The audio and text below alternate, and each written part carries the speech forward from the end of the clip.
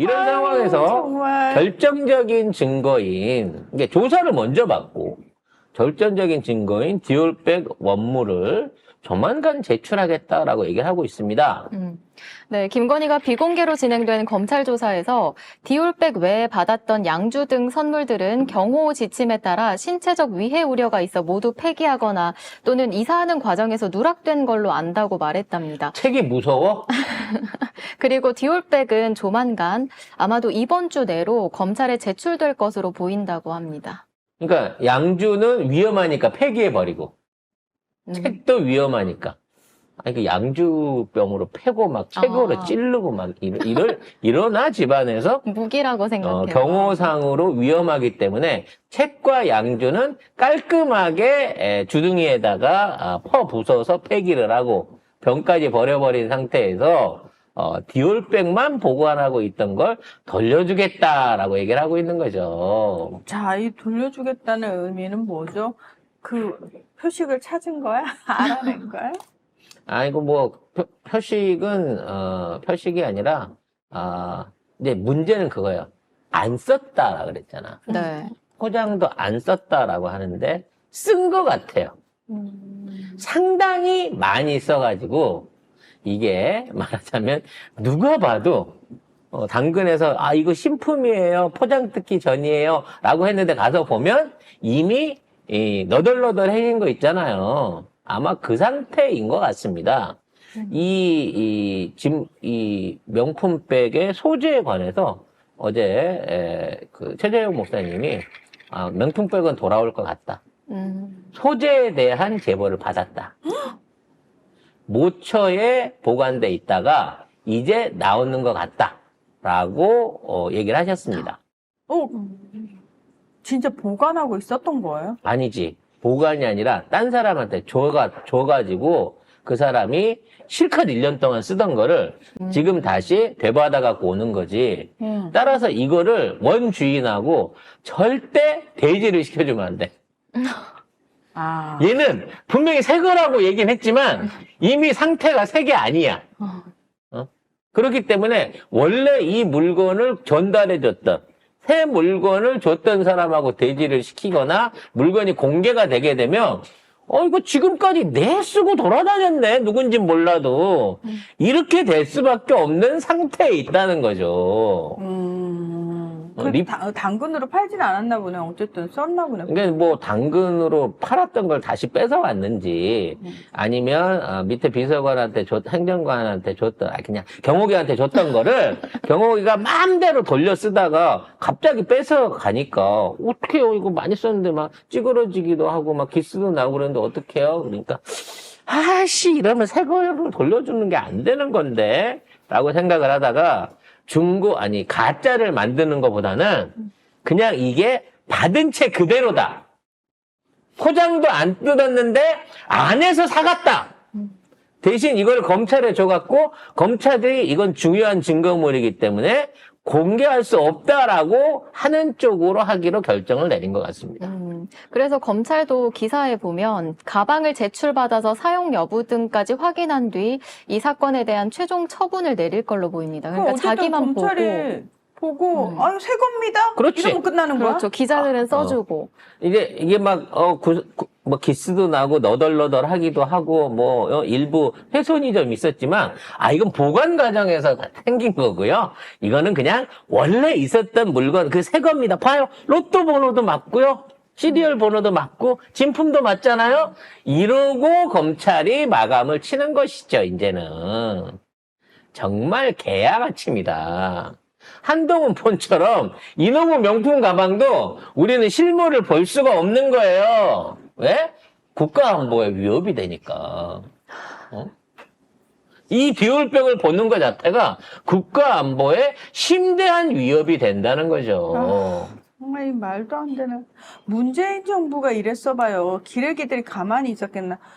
하루에 수천 건씩 기사를 써 제꼈을 겁니다. 그래서 이창수가 이 모든 오물을 다 뒤집어 쓰고 이거를 땜빵을 해주는 조건으로 차기 검찰총장에 가게 된다고 치면 검찰 안에 있는 진짜 뭐 친윤파고 뭐시고 상식을 갖고 있는 검사들은 이따위 매관마여직에 분노해야 되는 겁니다.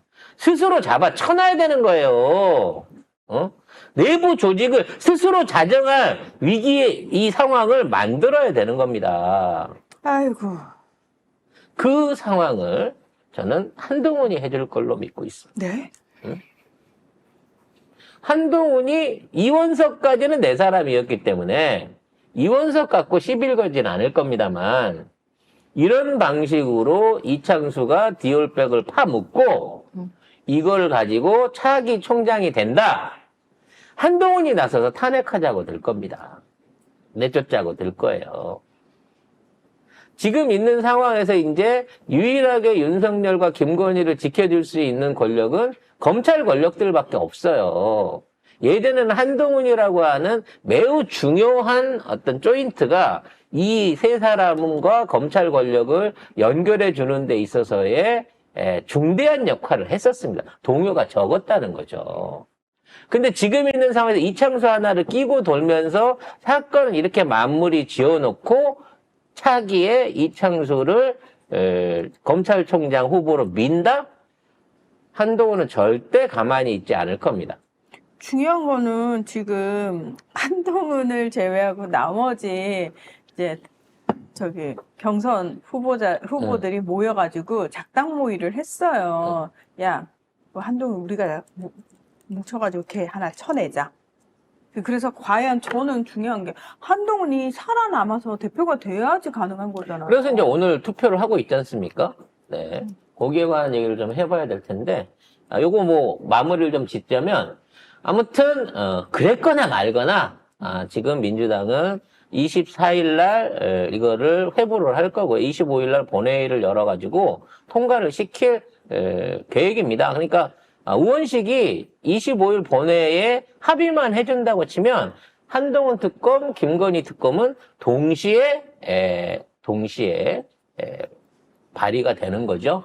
그럼 이제 그렇게 올라온 것을 놓고 윤석열이 김건희 특검은 거부하고 한동훈 특검은 수락하는 그런 아름다운 시나리오를 통해 가지고 한동훈을 제거하지 않을까 생각을 하고요. 그렇지, 제거 안 하면은 자기가 되치기 당하니까. 그러니까 100%. 한동훈 입장에서는 이렇게 될 것 같으면 내가 최상병 특검 재부의 때 어떻게든 통과를 시켜버리겠다라는 방식으로 막장의 아마게돈을 25일 날 칠 가능성이 매우 높다고 생각합니다.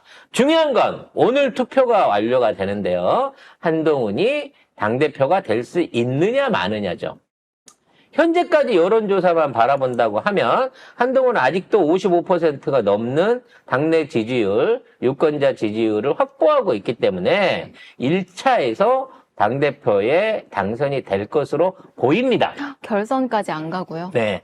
그래야 맞는 거예요. 지금까지 여론조사나 뭐 어떤 언론들이 해왔던 그 지표를 본다고 치면. 근데 저는 아닐 거다라는 생각이 자꾸 듭니다. 왜냐면 지금, 국짐에 있는 거수기들은요, 한동훈을 밀 거냐, 윤석열을 밀 거냐라는 거에 대한 판단을 하는 게 아니라, 자, 오늘은 누구 찍어요? 라고 지령이 내려와야 찍는 애들이거든요. 네. 누구한테 지령을 받나요?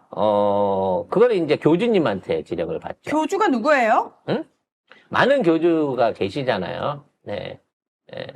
신천지 교주님도 계시고, 통일교 교주님도 계시고, 그다음에 정광훈 교주님도 계시고. 진짜 그 교주예요? 네, 그 교주. 진짜 사이비 교주 네, 얘기하는 거예요? 그러니까 걔들이 사이비지 뭐 정통입니까?